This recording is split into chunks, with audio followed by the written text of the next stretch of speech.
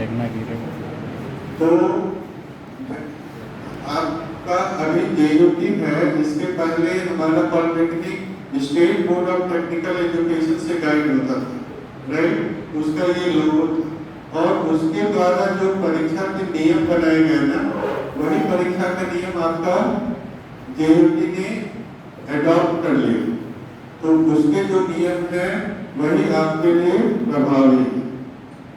चलिए हम आपको ना इसका रेगुलेशन 3 आपको बतलाना चाहते हैं।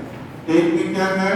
अगर उम्मीदवार कोई भी मिसबिहेव कदाचार मतलब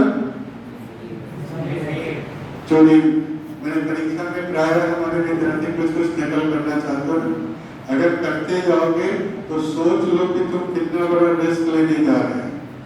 नकल करना या दुर्व्यवहार करना या कदाचार में शामिल होना परीक्षा से पहले या परीक्षा के दौरान या परीक्षा के बाद में यदि कोई भी विद्यार्थी नकल करते या अनुचित साधनों का प्रयोग करते पाया जाता है तो उस पर झारखंड परीक्षा संचालन अधिनियम के अनुसार कार्रवाई होगा। क्लियर? ये नियम क्या है तो आप समझ लीजिए। अगर आप दोषी पाए गए तो आपको क्या क्या सजा मिलेगी?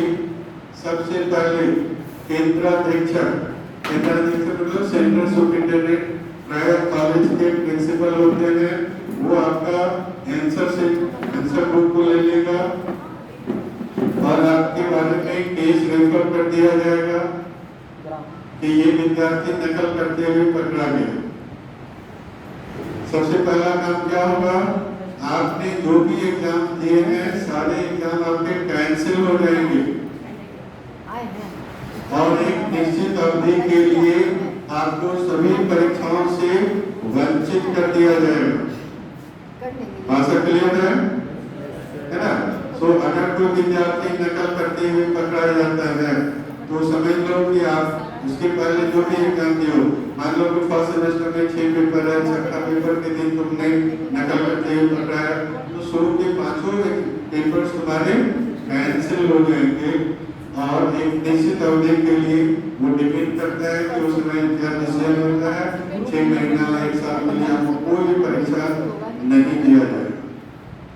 एक बार जब आप पेनलाइज हो जाते हो तो अगेन परीक्षा देने के लिए डिफरेंट पीरियड के लिए तो आपको छोड़ा नहीं जा सकता। 6 महीना के बाद आपको कैसे लोगे, है ना? अगर आप पेनलाइज हो जाते हो तो एक निश्चित अवधि के बाद जो भी आपके पास दंड है वो दंड आपको देना होगा और परीक्षा में बैठने के लिए आप तभी पात्र होंगे जबकि बोर्ड या किसी भी सेमेस्टर परीक्षा में असफल होने वाले अभ्यर्थी को उसी सेमेस्टर में पुनः प्रवेश के लिए विचार किया जाए। मान लो कि तुमने फर्स्ट सेमेस्टर में फेल किया तो अगेन तुमको फर्स्ट सेमेस्टर में एडमिशन लेना, सेकंड थर्ड फोर्थ में किसी भी थर्ड सेमेस्टर में फेल किया तो अगेन तुमको थर्ड सेमेस्टर में एडमिशंस लेना होगा।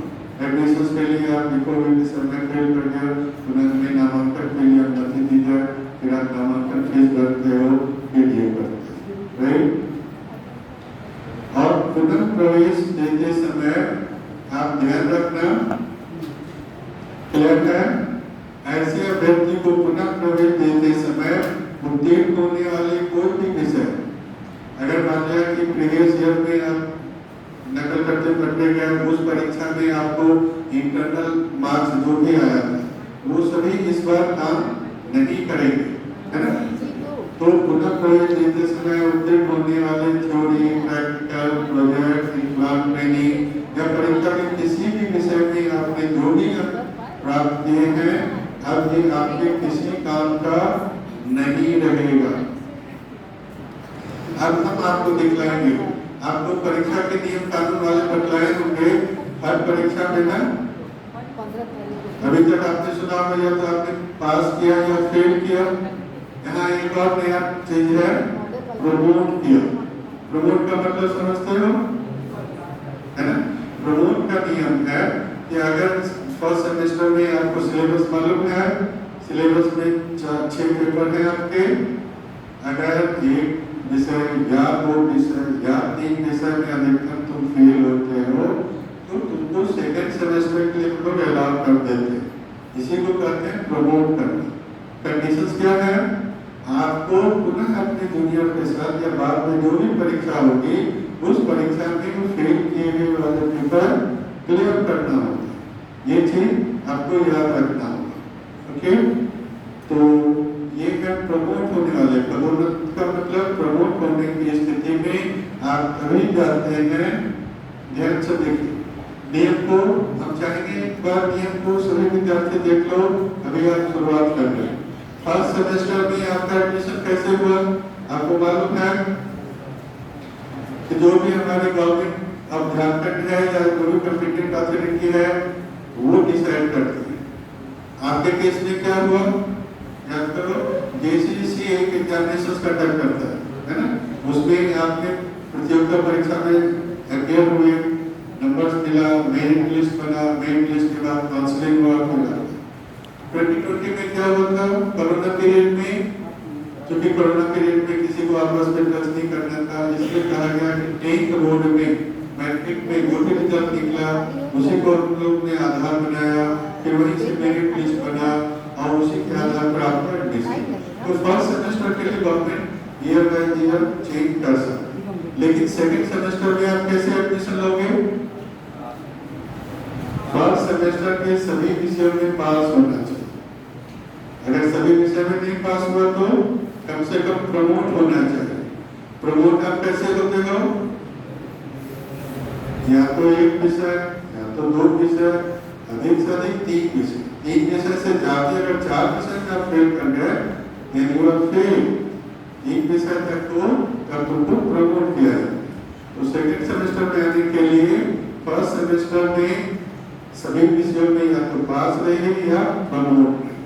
ध्यान से देखो, थर्ड सेमेस्टर के लिए, थर्ड सेमेस्टर में भी आपको फिर से एडमिशन लेना होगा, है ना? एवरी ईयर आपको 3 बार लेना होता है admission, first year, second year, third year. First year में एडमिशन हो गया आपका, सेकंड ईयर में मतलब थर्ड सेमेस्टर में लेते समय आपको सेमेस्टर 1 या सेमेस्टर 2 दोनों में पास होना चाहिए या प्रमोट होना चाहिए। कंबाइंड का क्या मतलब? मतलब कि फर्स्ट सेमेस्टर में एक विषय में फेल है, सेकंड सेमेस्टर में भी एक विषय या 2 विषय में फेल है, तो मतलब आपको प्रमोट कर देते हैं, है ना?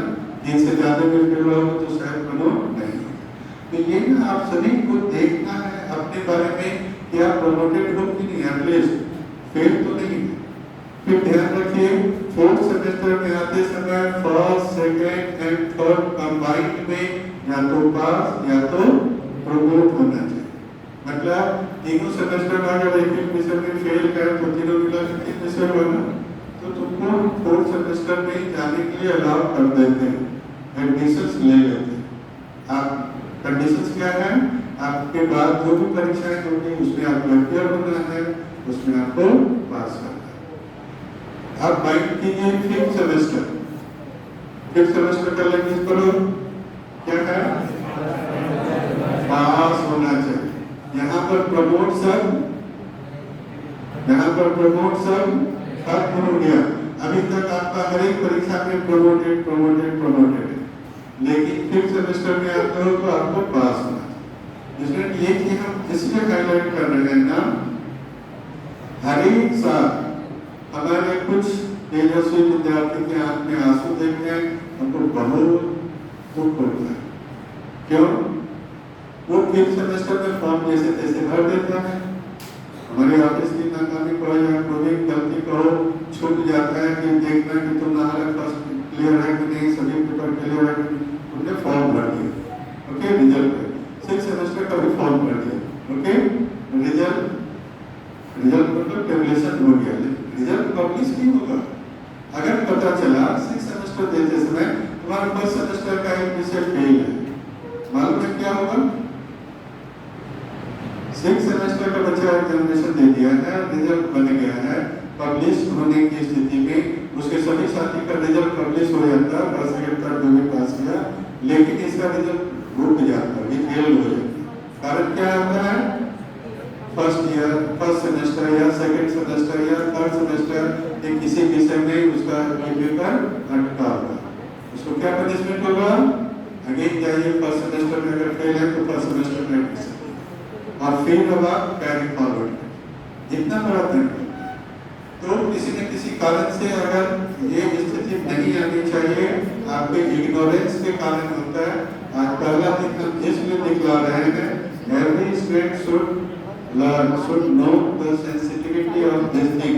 ये हर एक बार आप प्रमोट करो, लेकिन यहाँ पर पास होना जरूरी है। बिना पास हुए अगर कोई विद्यार्थी का हमने परीक्षा फॉर्म भरा दिया और परीक्षा भी आपने दे दिया तो माइंड करना तुम्हारा रिजल्ट नहीं निकलने लगा।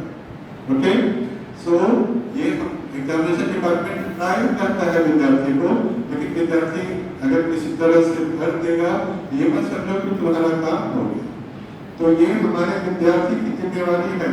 हर एक विद्यार्थी प्रत्येक सेमेस्टर की परीक्षा के लिए अलग से आवेदन करेगा जिसमें वो शामिल होना चाहते हैं। ध्यान रखिए, हमारा एक नोटिस निकल जाता है फर्स्ट सेमेस्टर के लिए परीक्षा फॉर्म भरने का ये डेट है। सभी विद्यार्थी को अपनी अपनी इंडिविजुअल भरना है ना। First semester, second, third, fourth, fifth, sixth, 6 बार आपको परीक्षा का फॉर्म भरना है। ये आपकी जिम्मेवारी होगी कि प्रमुख के द्वारा जो भी शुल्क दिया गया, विलंब शुल्क, एक निश्चित डेट के पहले आपको फीस भरना है, डेट के बाद भी एक डेट दिया जाता है, लेट फाइन के साथ भरना है। ये आपका जिम्मेवारी है, वो चीज भरिए। एक ही याद रखो, कभी कभी क्या होता है ना, हम लोग का कैंपस कैश फ्री है, कैश दे देते हैं, फिर आप ऑनलाइन जमा करते हैं। पहला विद्यार्थी कहता है सर एक बार गलती से 2 बार फॉर्म भर दिया, 2 बार फीस दे दी, भारतीय बाबू तो तुम्हारा पैसा गया, यह लौटता नहीं है। एक बार भुगतान किया गया परीक्षा शुल्क भविष्य की परीक्षा के लिए सुरक्षित नहीं रहेगा और ये सामान्यतः पुनः एडजस्ट नहीं होगा। मान लो कि फर्स्ट सेमेस्टर में तुमने कुछ ज्यादा दे दिया या सोच के कि सेकंड सेमेस्टर में तुम्हारा ये हो जाएगा, तो ऐसा नहीं होगा।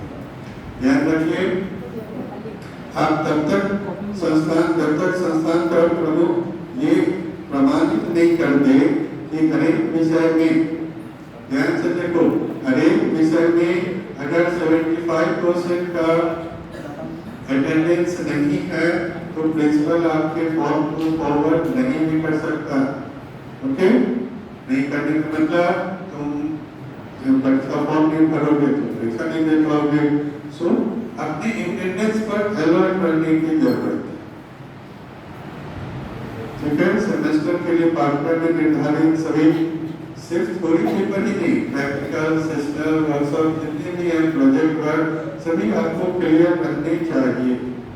और प्राचार्य अगर समझता है आपने संतोषजनक प्रगति किया है, कोई और कारण नहीं है आपको रोके जाने के लिए, तभी वो आपको करता है।